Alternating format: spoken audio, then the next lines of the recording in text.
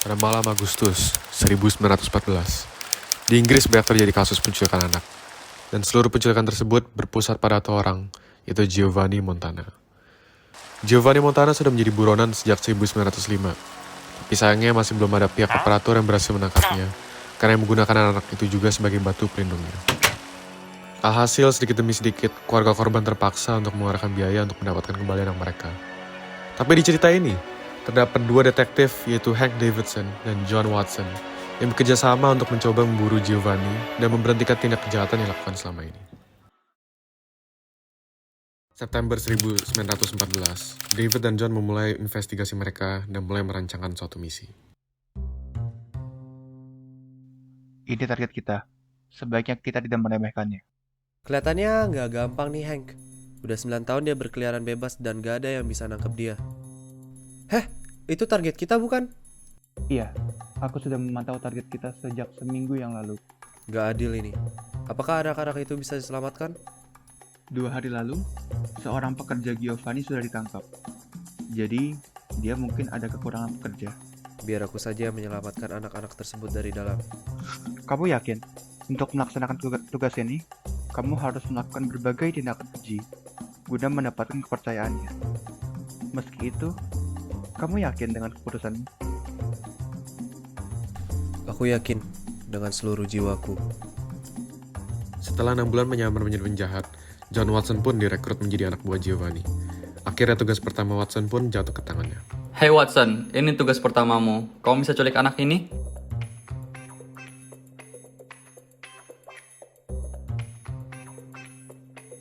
Siap Tuan. Watson akhirnya memutuskan untuk berpura-pura bekerja untuk Giovanni sebagai upaya mencoba menangkapnya. Dan sebagai tugas pertamanya, ia ditugaskan untuk menculik anak pertamanya. Dengan berat hati, Watson akhirnya mengerjakan tugas pertamanya. Tak lama setelah pelaksananya, ia merasa benci terhadap Giovanni yang memutusnya untuk melakukan tugas keji.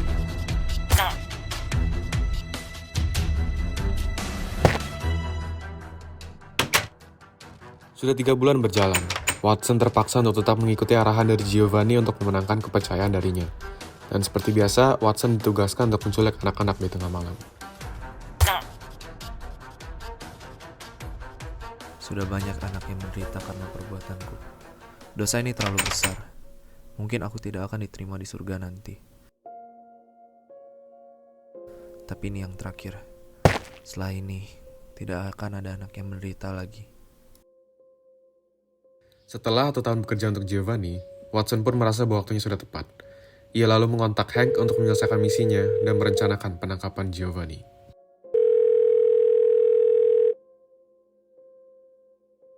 Hank, penculikan selanjutnya adalah penculikan terakhirku.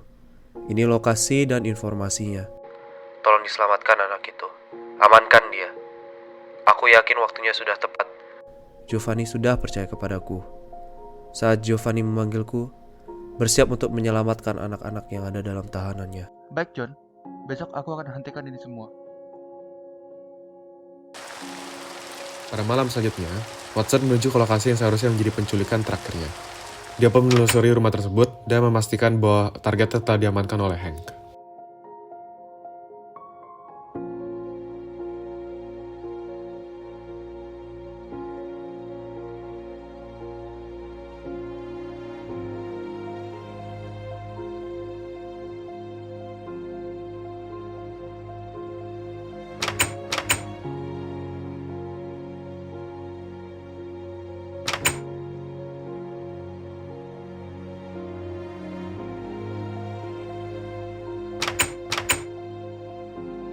Setelah dipastikan bahwa anak itu aman, Watson pun menelpon Giovanni untuk memulai rencana penangkapannya. Baik, semuanya seperti rencana. Rumah ini kosong. Hank pasti sudah menyelamatkan anak itu.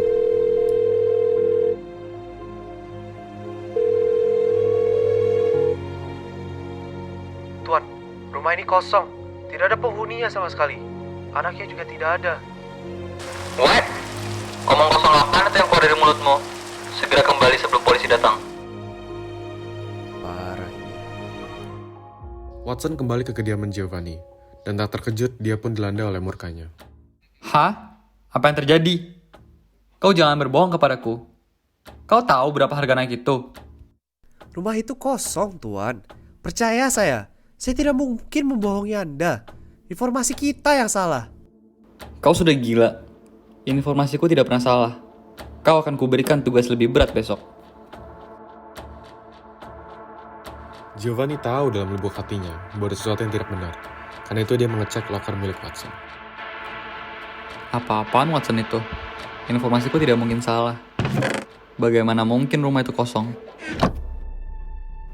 Ini kan foto anak-anak yang kuculik. Kenapa dia bisa punya foto ini ya? Hanya ada satu kemungkinan. Watson, kau adalah mata-mata untuk menangkapku kan? Giovanni pun melampiaskan murkanya terhadap Watson.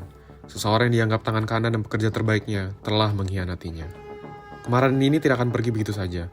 Dia pun berencana untuk menghukum dan menyiksa Watson. Watson, ini tugas beratmu yang sudah kujanjikan kemarin.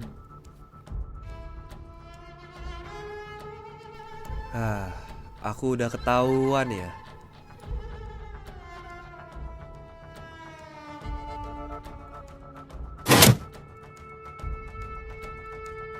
Watson, kau sudah tidak bisa kabur dari sini. Gerbang itu tidak akan mudah untuk dibobol. Benar, aku memang tidak bisa kabur dari sini. Selagi Watson dihukum oleh Giovanni, Hank menggunakan kesempatan ini untuk membebaskan anak-anak yang sudah diculik. Apa? Bagaimana mereka bisa kabur? Pasti Hank sudah membebaskan mereka. Tunggu, bagaimana mungkin ini bisa terjadi?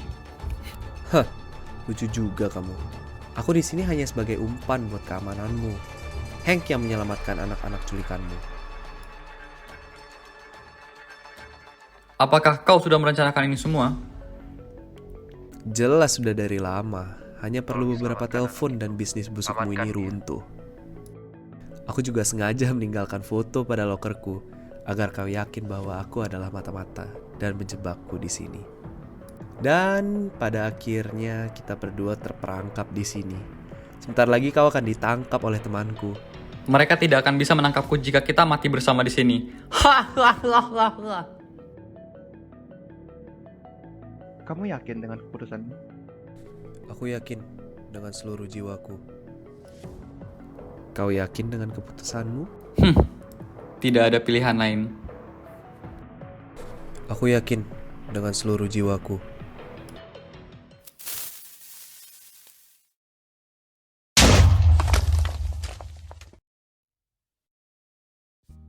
Seorang pahlawan tanpa tanda jasa dan tanpa imbalan. Detektif John Watson pun meninggal dunia, namun jasanya akan diingat sepanjang masa. In the end, beliau dengan Hank Davidson telah berhasil untuk menyelamatkan lebih dari 100 anak yang telah menjadi sandera Giovanni Montana. Terima kasih telah menyelamatkan anak-anak itu, John. Oke.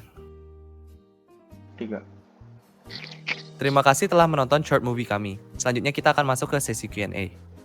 Pertanyaan pertama adalah siapa tokoh yang menginspirasi film ini dan mengapa pilih tokoh serta adegan itu?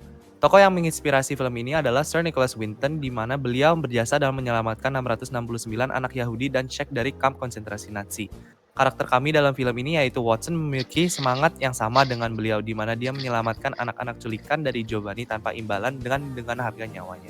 Moral dari cerita ini adalah berbuat baik itu bukan untuk mencari tenar, melainkan untuk membantu orang lain.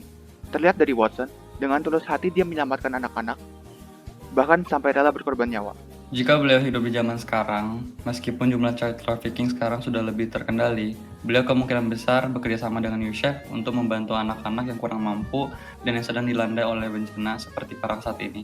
Oke, selanjutnya adalah bagaimana kami dapat mencontoh Sir Nicholas Winton. Pertama, dengan menghayati bahwa berlaku baik itu sesuatu yang gratis, sehingga tidak ada salah untuk selalu berbuat baik dan sopan kepada orang lain. Kedua, dengan membantu sesama yang kesulitan.